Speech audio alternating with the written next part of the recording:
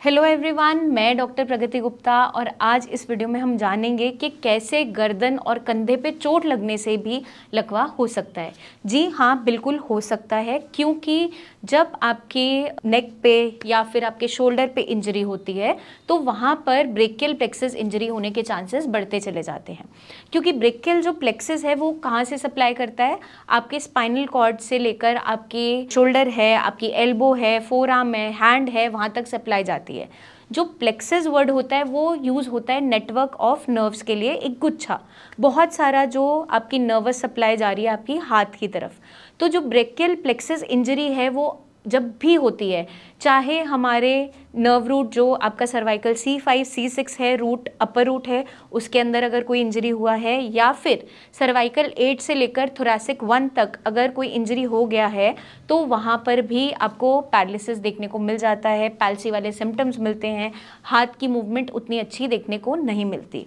अब ये किस कारण से हो सकता है? सबसे पहला कारण है ट्रॉमा।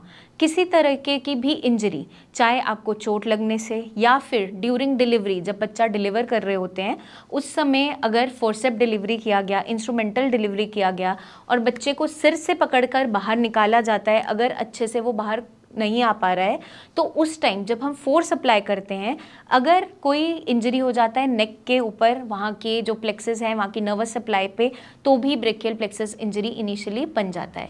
या फिर बच्चे को उसका हाथ खींचकर बाहर निकाला तो वहाँ पर भी ब्रेकियल प्लेक्सस इंजरी देखने को मिल जाता है। तो ये तो रहा ड्यूरिंग डिलीवरी जब बच्चा पैदा हो रहा है, बट लेटर एज के अंदर भी ब्रेकियल प्लेक्सस इंजरी देखने को मिल जाती है।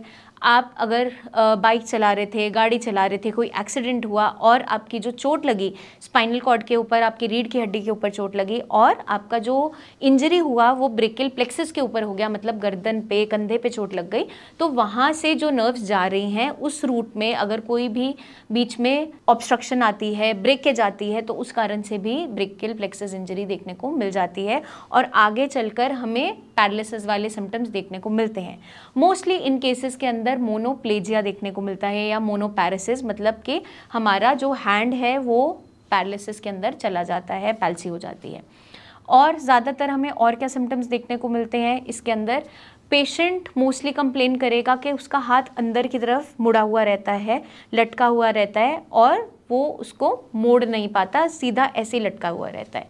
ये होता है अर्ब्स पैल्सी। जो अर्ब्स पैल्सी है वो हमें देखने को मिलता है C5 से C6 के रूट में अगर कोई इंजरी हुआ है तो अर्ब्स पैल्सी देखने को मिलता है। सिमिलरली एक होता है क्लम्कीज पैल्सी, उसके अंदर हमें क्या देखने को मिलता है? उस कंडीशन में जो इंजरी है वो C8 से थोरैसिक 1 तक के बीच में नर्व रूट में कोई इंजरी होता है तो देखने को मिलता है।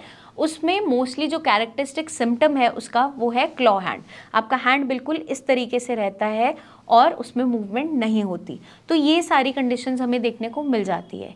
एक और कारण जिसकी वजह से ब्रेकियल प्लेक्सस इंजरी हो सकती है या नर्व रूट पे कोई प्रेशर बनता है जिसकी वजह से आपकी हाथ की मूवमेंट उतनी अच्छी नहीं हो पा रही है, वो है ट्यूमर। अगर कोई भी गांठ वहाँ पर आपके नर्व रूट के ऊपर बन जाता है, जहाँ से आपके हैंड को, आपके शोल्डर को सारी सप्लाई जा रही है और कोई रुकावट वहाँ पे बन रही है, तो भी पैरालिसिस देखने को मिल जाता है।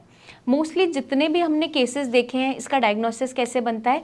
आप या तो MRI स्कैन करवाते हैं, तब मालूम चलता है कि ये ब्रेकियल प्लेक्सस इंजरी की वजह से जो है मोनोपैरासिस है या मोनोप्लेजिया है, या फिर आप EMG अगर करवाते हो तो उतना अच्छा कंडक्शन नहीं जा रहा होता मसल्स के अंदर, तो पता चलता है कि ये पैरालिसिस है।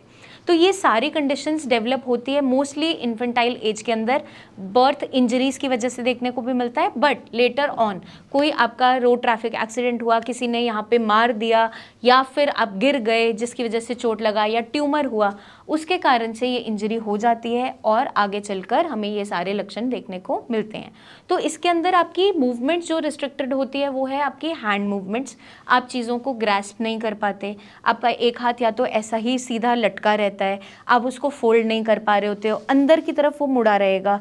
मोस्टली बच्चों में देखा भी जाता है कि ऐसे हाथ, वो एक हाथ ऐसे ही रखता है। तो वो डायग्नोस भी कब होता है? जब उसके माइलस्टोन्स स्टार्ट हो रहे होते हैं, मतलब गर्दन संभालना शुरू करते हैं या फिर थोड़ा सा सपोर्ट के साथ बैठना शुरू करते हैं, तो क्या देखते हैं मोस्टली पेरेंट्स के हाथ में कुछ खास मूवमेंट हो नहीं पा रही। शुरुआत के दिन में उतना ज़्यादा दिखाई नहीं देता था, इनिशियल जब छोटा था बच्चा, बट जैसे जैसे बड़ा होता चला जाता है वो नज़र आना स्टार्ट होता है। जो इसकी रिकवरी फेज़ है इनिशियल फर्स्ट 6 मंथ्स के अंदर काफ़ी अच्छा हो जाता है अगर वहीं पे ये चीज़ें डायग्नोस हो जाए और वहाँ पे हम रिहैबिलिटेशन एक्सरसाइजेज स्टार्ट कर दें, बच्चे के साथ भी ये सारी चीज़ें परफॉर्म करें तो वहाँ पे भी रिकवरी आ जाती है। बात रही जितने लोग बड़े हैं उनमें आगे चलकर अगर ये कंडीशन बनती है इंजरी की वजह से, पैरासिस बनता है, मतलब कि कुछ कुछ हैंड में मूवमेंट है, ज़्यादा नहीं है, या plegia complete loss of movement वहाँ पे देखने को मिलता है। उसके अंदर काम क्या करती हैं आपकी आयुर्वेदिक हर्ब्स बहुत अच्छा रोल प्ले करती हैं जो न्यूरोप्लास्टिसिटी को इन्हांस करती है, स्विच ऑन करती है। साथ के साथ हम क्या करते हैं, थेरेपी करवाते हैं, फिज़िकल थेरेपी, आपकी ऑक्यूपेशनल थेरेपी, फिजियोथेरेपी, एक्सरसाइजेस, ताकि आपके हैंड तक जो सिग्नल आ रहा है नर्व्स का वो करेक्ट होना स्टार्ट हो, क्योंकि वहाँ बीच में इंटरप्शंस आ रही होती है जिसकी वजह से आपकी हैंड मूवमेंट रिस्ट्रिक्ट हो गई होती है। तो हम क्या करते हैं, बाकी ब्रेन को सारा फंक्शन ट्रांसफ़र करते हैं उस प्लेक्सिस का और उससे काम करवाते हैं ताकि आपकी हैंड की मूवमेंट रिकवर हो जाए। तो ऐसा नहीं है कि ब्रेकियल प्लेक्सिस इंजरी जो है वो रिकवर नहीं हो सकती। कुछ केसेस के अंदर हमने ये भी देखा है कि जब रोड ट्रैफिक एक्सीडेंट हुआ, चोट लगी थी, उस टाइम वहाँ की हड्डी भी टूटी थी, उसको रिपेयर किया गया, इवन प्लेट डली होती है, स्क्रूज लगे होते हैं, तो उसके बाद भी लेकिन वहाँ से उन्होंने उसको एरिया को, एनाटॉमी को तो रीगेन कर लिया, लेकिन मूवमेंट नहीं आ पाती। तो वहाँ पे भी हमें ग्रेजुअली धीरे धीरे एक्सरसाइजेस करवानी होती है और पेशेंट को रिहैबिलिटेशन में डालना होता है ताकि वो रिकवर हो सके और पेशेंट की जो मूवमेंट्स हैं हाथ की वो वापस आ सके। तो मैं उम्मीद करती हूँ ये वीडियो आपको मदद करेगी समझने में कि कैसे गर्दन पे या कंधे पे लगी हुई चोट आपको आगे चल के लकवा भी करवा सकती है। आपके कोई भी सवाल हों तो कमेंट करके ज़रूर पूछिए। आप हमसे मिलने आना चाहें तो क्लिनिक आकर विजिट भी कर सकते हैं। जल्दी हम आपसे फिर मिलेंगे, बहुत सी इन्फॉर्मेशन लेकर आते रहेंगे। तब तक के लिए अपना ध्यान रखिएगा एंड टेक केयर।